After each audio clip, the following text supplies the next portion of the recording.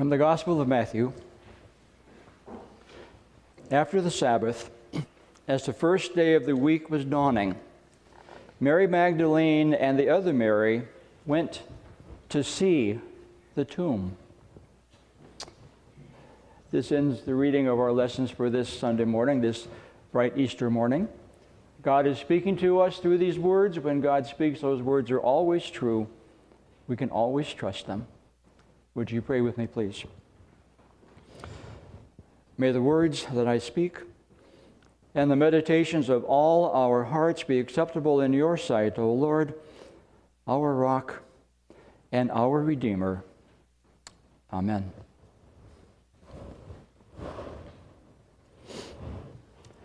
A friend of mine wrote a poem about the place the Marys went to see that includes these lines. The odds are so stacked against life in this place. Stacked against life, against hope, against love, against joy. The two Marys certainly know this.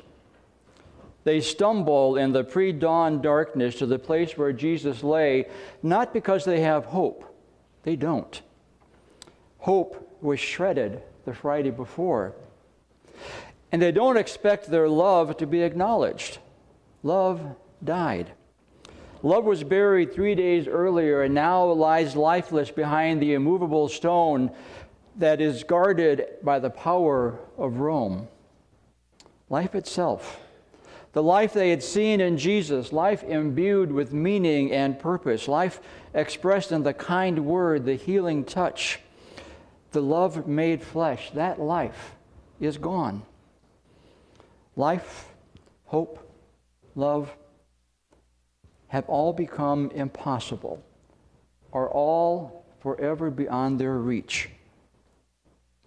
The odds are indeed against them in this place, so much so that the only reason they can muster for braving the darkness is to come and see the tomb. Nothing more. They have no expectations, nothing but the tomb. And yet, in the weird way these things happen, it is hope that has brought them into the darkness and through the darkness to face the sealed tomb so early on this Sunday morning. Because, you see, this is exactly what hope does. Hope is only hope when the thing hoped for is hopeless. Try that one again. Hope is only hope when the thing hoped for is hopeless. As St. Paul said, hope that is seen is no hope at all. Who hopes for what they see? Hoping for what you see isn't hope at all, you see. It is a reach for certainty. But when what is hoped for is in fact impossible, beyond reach, beyond believing, that's when hope is real. Which may be why this story takes place in the dim pre-dawn, when your eyes can play tricks on you and it's so hard to see. When it is impossible to see, impossible to believe that what you hoped for could ever happen, and you hope anyway, hope becomes real. The possible impossibility. It's like I said, it's kind of weird, but this is the way it works. Here's what I think is happening in this story, the story behind the story, if you will. The two Marys don't come to the tomb to see Jesus. They have no hope of seeing Jesus. They come to the tomb because they have seen him. They come because they have known him. They have walked the dusty roads of Palestine with him. They have heard his kind words, saw his generous hands feeding the hungry and healing the sick. They saw the very love of God embodied in this person and felt in their bodies the power of God. In the Gospel of Luke, it is said of Mary Magdalene that 7 demons had been called out of her. She knew something about resurrection long before this Sunday morning. She didn't have the words for it, but she knew it was real. What has drawn them into this darkness, what they want to believe and what they hope, is that this love could never really die, even though they saw it die. Love lies lifeless behind that stone, yet there they are, in the impossible darkness, believing in love. And I imagine, and this is purely my imagination without a shred of evidence, but I imagine it anyway, I imagine God looking down and seeing the two Marys, hoping in spite of the evidence, huddled in the cold, and God says to the angels, well, shoot, would you look at that? Somebody finally gets it. And in a move that eases their pain and increases their confusion, God sends the Marys a message. That's what the Greek word angel means, you know. It means messenger.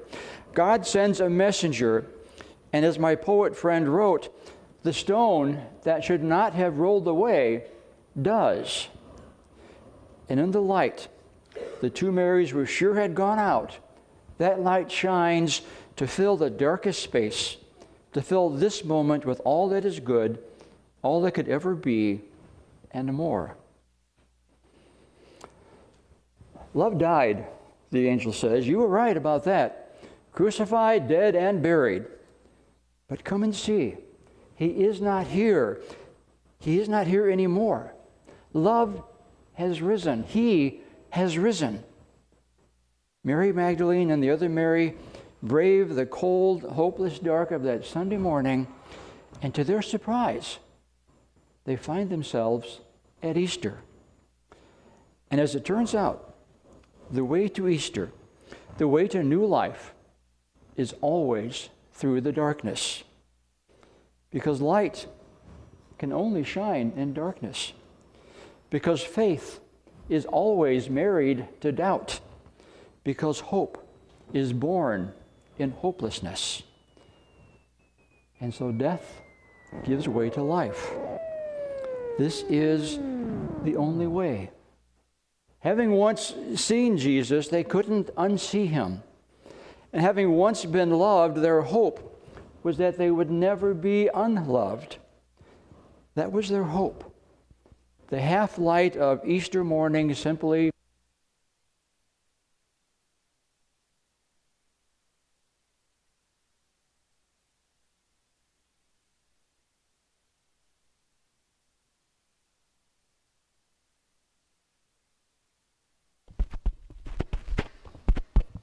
Now can you hear me? Okay. Where was I? The half-light of this Easter morning simply proves the two Marys were right. And isn't that why you are here this morning? You didn't come this morning expecting to see Jesus. You came because you have seen him. You're here this morning because you have seen, because you have been loved. And having once been loved, your hope is that you will never be unloved. Your hope is that you will always be held in these arms. You are here this morning because you have seen in myriad different ways in your life or in the lives of those you love, you have seen resurrection happen. You have seen life rise from death, from broken relationships, from unbearable loss. You have been present when the stone you thought could never be rolled away was rolled away. Easter is what happens, the writer Debbie Thomas has said, when ordinary people brush up against an extraordinary God, is what it looks like when broken, hungry people encounter a bizarre and inexplicable love and the half-light of dawn. The half-light of dawn can be a most unfriendly place, but it is a place well known to all of us. In fact, most of us know this darkness better than Easter. We spend much more time there after all.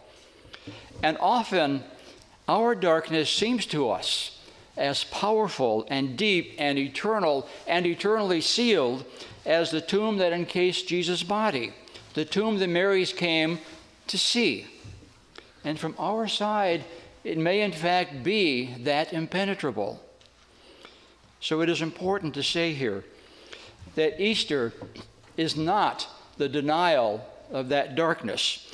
Easter doesn't downplay or deny our brokenness, our own struggles, losses, traumas, and disappointments. These are very real.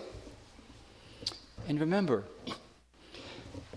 Mary Magdalene and the other Mary found their way to Easter through their darkness.